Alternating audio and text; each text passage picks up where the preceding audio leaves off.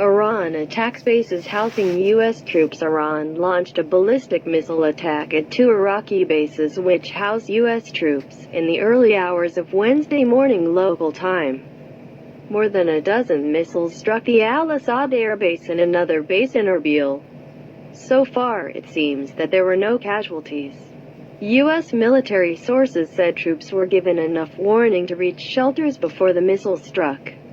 The attacks were Iran's response to the U.S. killing last week of top Iranian General Qasem Soleimani in Baghdad.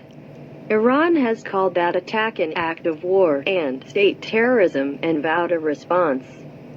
After the attacks, Iranian Foreign Minister Mohammad Javad Zarif tweeted in the early hours of Wednesday morning that Iran did not seek escalation or war. Iran took and concluded proportionate measures in self-defense.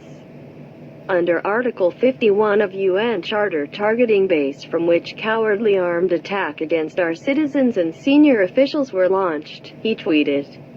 U.S. President Donald Trump has not issued a formal statement or addressed the nation since the strike. On Twitter, he said that all is well. Missiles launched from Iran at two military bases located in Iraq, Trump added. Assessment of casualties and damage is taking place now. So far, so good. We have the most powerful and well-equipped military anywhere in the world, by far. I will be making a statement tomorrow morning. Flights have been diverted from Iranian and Iraqi airspace.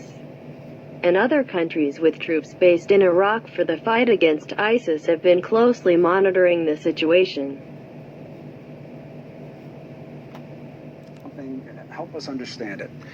U.S. intel was watching, saw the missiles come out of the garrison in Iran being put on launchers, readied for fire.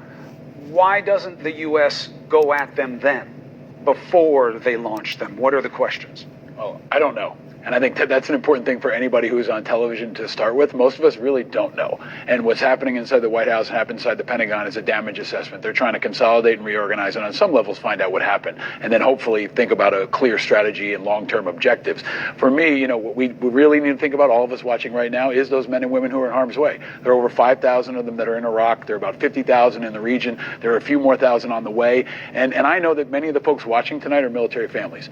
They don't know what's happening to their sons and daughters. This is not a video game. This is not a this is a real life occurrence that is affecting real people, and that's who I think about right now. And I hope people can step back away from the screen and remember that moms and dads and husbands and wives are watching right now, thinking about their loved ones. And maybe that can be a unifying force. We do need to hear from the White House. We need to hear from the Pentagon about what's next, and those families in particular need to hear what happened and what's next. And you got to need to hear from Congress. They talk all the time about how they care about these unity, right? We really do need unity right now more than ever. A lot of people talk about it, but this is the time to really put country first. No Republicans and Democrats, be about Americans. As you said to me long ago in talking about veterans, left and right bleed the same in war, and we have to be aware of that. Missiles hit the Al-Assad Air Base. This is a cell phone video from someone who is there. We can't independently confirm it, but this is what we understand it is. I want to play it for you.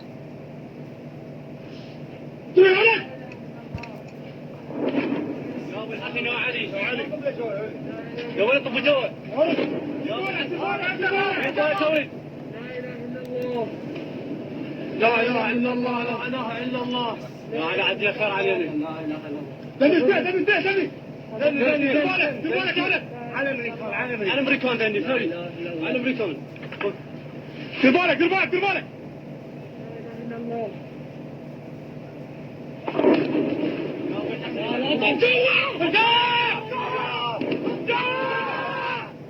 And you could see more of them coming in, as we said, more than a dozen.